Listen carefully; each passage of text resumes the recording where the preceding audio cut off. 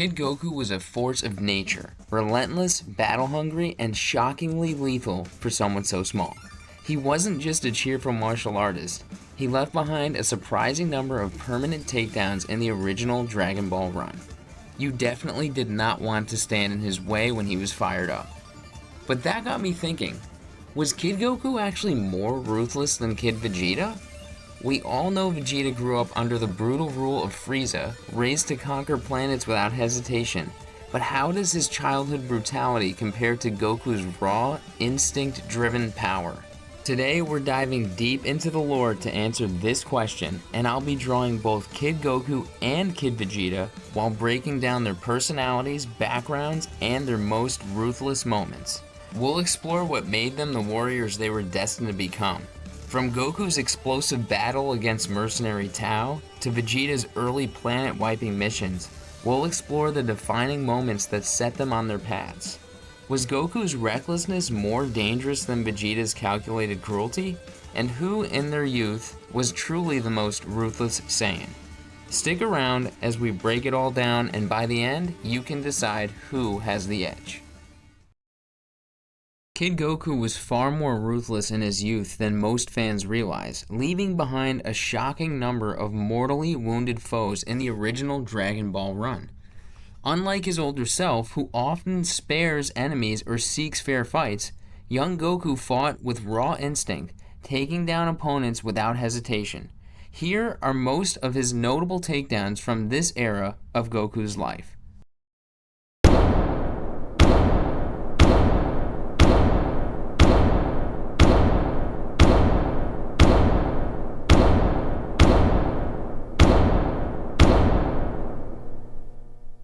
As I get into my Goku drawing, I'll break down some of his most unforgettable takedowns, battles that defined his journey and showcased his raw power. Let's get started. Let's start by sketching the basic shapes for Kid Goku. Since this will be a close-up, I want to capture a dynamic facial expression that really brings his personality to life. This early stage of the drawing mirrors Goku's first real takedown in Dragon Ball, his quick defeat of Pterodactyl. In the very first episode of Dragon Ball, Goku encounters Pterodactyl that tries to kidnap Bulma. The creature tricks her by pretending to offer her a ride, only to snatch her away with the intent to eat her. Goku, unaware of the danger at first, quickly realizes what's happening and leaps into action. Using his power pole, Goku extends the staff and strikes the Pterodactyl mid-flight, ending him and saving Bulma. This moment is one of the earliest showcases of Goku's raw strength and heroic instincts, proving that even as a child, he was fearless and ready to take down threats without hesitation. Once the rough sketch is done, I focus on refining the details, especially in a close-up like this. The expression must be precise, capturing that quiet confidence and simmering rage Goku holds right before he unleashes his power. It's the calm before the storm, the split second where his enemies still think they stand a chance. But then, in an instant, that restraint vanishes, just like when he tore through the entire Red Ribbon Army base, obliterating nearly every soldier in his path. That moment wasn't just a display of strength, it was a turning point, proving that Goku, even as a kid, was a force no one should underestimate, especially when he's ready to unleash his signature attack. Kamehameha!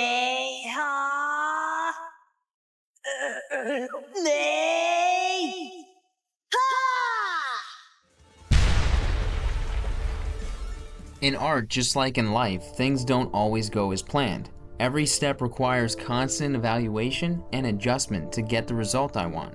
That reminds me of when Goku faced Buyon in Muscle Tower, a battle where brute force wasn't enough. His signature Kamehameha, the move that had taken down countless enemies, failed completely. But that's always worked before! Buyon's gelatinous body absorbed the blast without a scratch, forcing Goku to rethink his approach. Instead of relying on raw power, he had to adapt, using the freezing temperatures of the tower to turn the tide. Just like in the drawing, sometimes the first attempt doesn't work, but with the right adjustments, the final result can be even better than expected. Once adjustments are made, I step away from the drawing, and that's when everything starts to come together. Taking a break allows me to see the artwork with fresh eyes, making the next steps even stronger. That reminds me of when Goku first fought Tambourine. Goku initially struggled against Tambourine in Dragon Ball. Their first encounter was a one-sided beatdown. Goku was exhausted from his previous battles and had barely recovered when Tambourine attacked. The demon easily overpowered him, knocking him out and destroying his flying Nimbus, leaving Goku stranded and humiliated. However, after regaining his strength and eating a full meal, Goku faced Tambourine again, and this time the fight was completely different.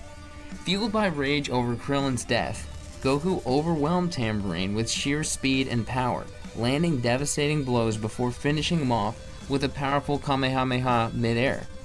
This battle was a turning point, showing how much stronger Goku could become when properly rested and motivated. When the sketch is complete and I move on to line art and waiting, everything starts coming together. The rough foundation transforms into something refined, and that boost in confidence kicks in as the drawing finally meets the standards I set for myself. That feeling reminds me of when Goku stood up against Drum, saving Tien Shinhan from certain death. Tien was moments away from being finished, completely outmatched, but just when it seemed hopeless, Goku arrived. Stronger, faster, and more determined than ever. With one devastating strike, he sent Drum flying, proving that sometimes all it takes is the right moment to turn everything around. Goku is nearly ready for coloring, and with just a few final touches of the line art, details, and waiting, the piece finally reaches the level I envisioned. At this point, I feel a surge of energy, like a second wind kicking in, almost as if I had drank the ultra divine water at Korin Tower. That moment in Dragon Ball was a turning point, where Goku unlocked a significant power boost and came back stronger than ever. It reminds me of one of my favorite takedowns in the entire series, when Goku finally put an end to Demon King Piccolo. After suffering defeat in their first battle, Goku returned with newfound strength, delivering a devastating final attack that shattered King Piccolo's reign of terror. It was more than just a victory. It was the moment Goku proved he was ready to face the world's strongest foes, no matter the odds. With Goku nearly complete, I want to take a moment to thank you for watching. If you've enjoyed the process, don't forget to like the video, subscribe, and share it with your friends. It really helps support the channel. And if you want to be the first to catch a new upload, hit that bell notification so you never miss a drop. Now that Goku is finished, it's time to shift the focus to the Prince of all Saiyans. Let's dive into Vegeta's journey and see how his raw intensity compares.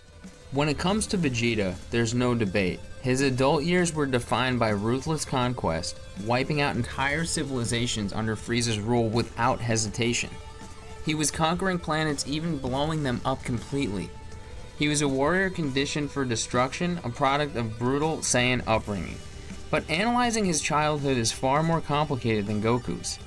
Unlike Goku, whose journey we witnessed firsthand, Vegeta's early years are only shown through fragmented flashbacks.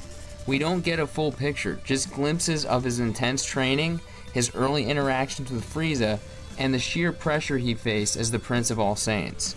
These scattered moments hint at a boy who was forced to mature far too quickly, shaped by war, survival, and the expectation of strength. But were these experiences enough to make him more ruthless than Goku in his youth? When I started this project, I knew Goku had to come first, and that decision made drawing Kid Vegeta much easier. In digital art, I like working with different variations through folders, so I used my Goku drawing as a base and built Vegeta's design from there. And if I'm being honest, this part of the project was more fun, because this wasn't just a redraw. It was a chance to rethink how I wanted Vegeta to look. That's where things got fun. One of the biggest design choices I made was skipping the sharp polygon style eyes from the DBZ era and instead giving Vegeta rounded eyes, more in line with Kid Goku's design. It adds a different energy to the piece, shifting Vegeta's expression while keeping the contrast between the two characters. Do you think this design choice paid off? Drop a comment and let me know your thoughts. Throughout the process, I constantly spot details that need refining, adjusting the eye size, tweaking proportions, or even starting to color only to realize something in the sketch needs fixing. It's never a perfectly linear path, and that's part of the creative journey. Every adjustment makes the final piece stronger, even if it means backtracking. Art isn't about getting it right the first time, it's about recognizing what works, what doesn't, and having the patience to refine it until everything clicks. I also decided to adjust Vegeta's skin tone, making it slightly darker than Goku's. This wasn't a random choice, it came from studying reference images and noticing the subtle differences in how each character has been depicted over the years. In various scenes and official artwork, Vegeta's tone often appears deeper compared to Goku's, adding to the contrast between them. It's a small detail, but it plays a big role in making the final piece feel more authentic. By tweaking the colors, I wanted to make sure the artwork reflected the unique distinctions between them, while still keeping the essence of their childhood designs intact. The final touch was bringing the scene to life with a Frieza spaceship-inspired background, setting the perfect atmosphere for the Prince of Saiyans. With both drawings complete, it's time to put Kid Goku and Kid Vegeta side by side. Looking at them together, the question becomes even more intriguing. Who was truly the most ruthless at this stage of their life?